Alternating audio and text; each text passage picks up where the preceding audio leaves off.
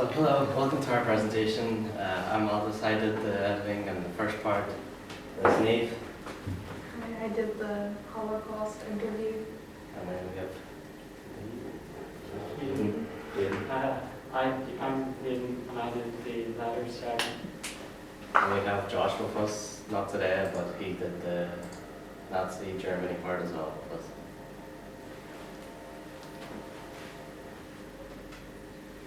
So go to attack there.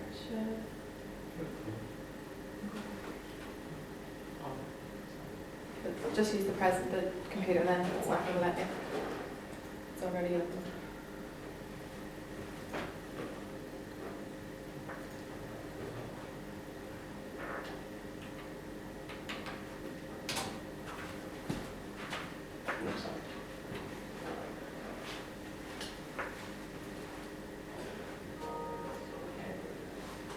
Next slide.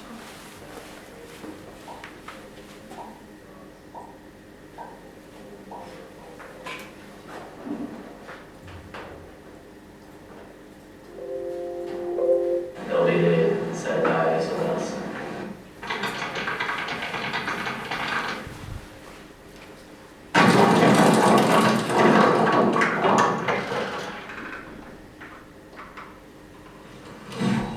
Right. So before I got really interrupted there by the cave falling on me, kind of escaped through the portal. Very useful thing. Anyway, I'm going to tell you the rest of it. So with the video, we're going to have information about letters, animals, that even got award medals, letters, how they were sent, and the Holocaust. We're going to talk about how Jewish people were captured and enslaved in camps. They were taken in, looked after, but in a very harsh and manner way. We'll have someone else explain that, not me. That's not my job.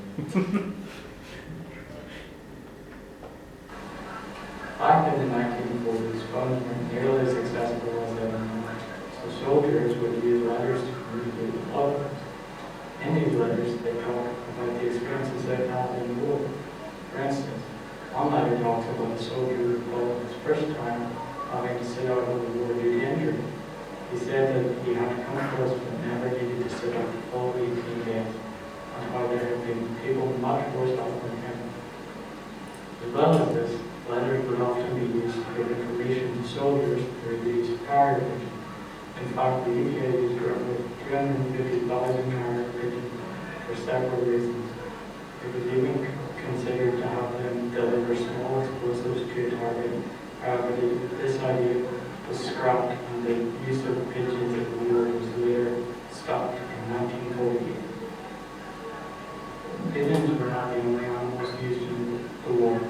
However, a dog called Raw received the Dickon Medal, which is a special medal given to animals. He received his Dickon Medal in February 1945. He had made over 20 parachute descents, was a guard dog, and also a messenger serving in the SAS.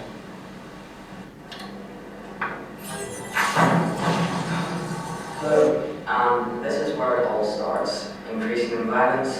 It started by an Austrian in Austria trying to take charge of one of the most violent European countries at the time. This was the Austrian leader who became the leader of Nazi Germany. This was the proof point, attempting to show strength in his new army and take over Europe. And he introduced himself as Adolf Hitler, and then he was to be remembered. Trust me, you need to remember it. And now moving on to the first country that he invaded, which was Czechoslovakia. This first invasion was to prove a point of power, while also bringing in non-German speaking soldiers within his army. Adolf Hitler didn't really want Greater Germany. It sort of put him off with wanting to make his army completely different and strive to build his army. But many of the soldiers and part of Germany were interested in making a greater Germany. Right now, in my opinion, this is even more confusing than the last part. start, Nazi Germany attempted to invade Germany, but ended up accidentally invading Poland, then continued out of Poland non-aggressively to keep peace with the Polish. Here are 3 flags which the Nazis failed to invade, although they were known as the strongest army. They never compared to the strength of Great Britain, France, and the USA. And now we will move on to talk about more about the Holocaust. This is the concentration camps, and this is where most, if not all, of the Jewish civilians were moved to once captured by the Nazis. And here is another image of the concentration camps, and the camps shown were used for holding Jewish civilians and tricking them into different tasks and locations. Here is a gas chamber which was used as a trick to lure the Jewish in for showers, and they were used as mostly by the Nazis to quickly kill many Jewish animals. Here are the images of the tracks that were used to bring in the Jewish from the towns, and this was the Nazis' pleasure. The Jewish were used as slaves while in the concentration camps, and the Nazis made the entire of the Jewish work for them and their food. This caused them to be tired, and it frustrated the Nazis' guards. And here are some malnourished Jewish people who haven't been fed in a couple of days, and it slowly slows them down with doing their work and having more of a punishment for them as time went on. Now I'll do more information about the Holocaust. Hello, today I would like to talk to you about your experience as a survivor from the concentration camps that you had to go through as a child. What was your experience as an Auschwitz?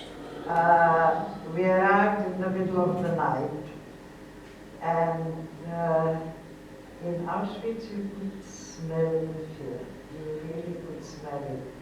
And we had to go through selection. We didn't know it was selection, but that's what it was. Mengele, whom you may have heard, was standing there, and he looked at you and then sent you to the left or to the right.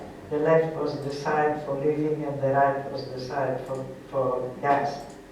We were herded into a huge hall and told to undress. And then somebody came and shaved all our hair. And then we were herded into another room where we were sat on benches, like in a theater stack.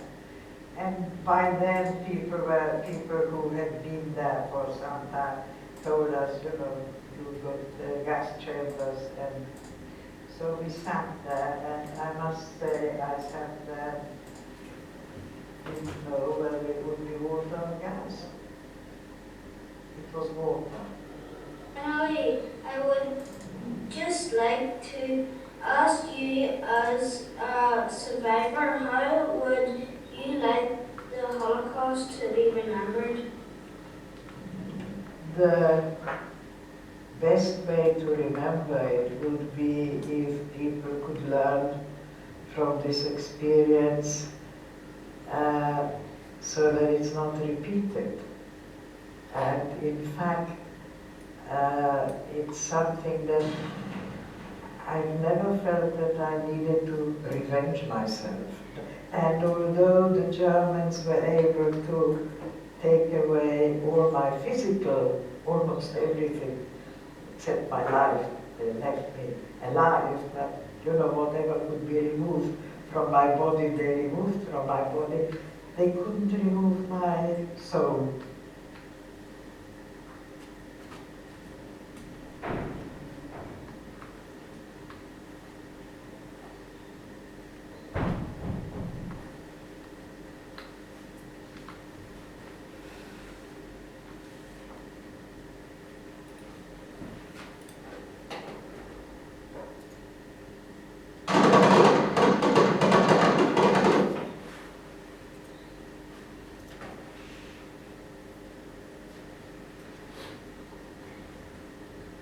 For the segment that I've completed, I used a portal effect and some motion graphics for the rocks falling.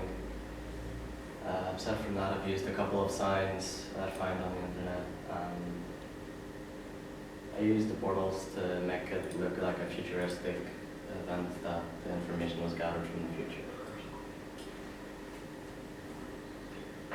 For my segment, I used a writing effect to write the title of what I was going to be talking about, to introduce what I was going to say or be talking about.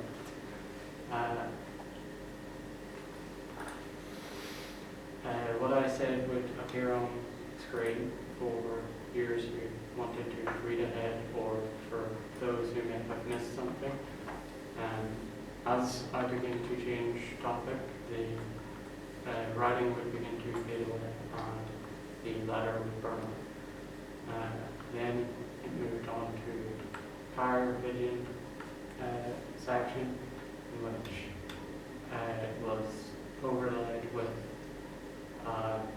black and white effect and had film grain effect as well. For my section, I used green screen with an actor that was close to the age of the people that will be watching it to try and give them something to relate to. I also used smoke and explosion transitions with sound effects that were hopefully engaging for a younger audience while also trying to keep the video as short as possible.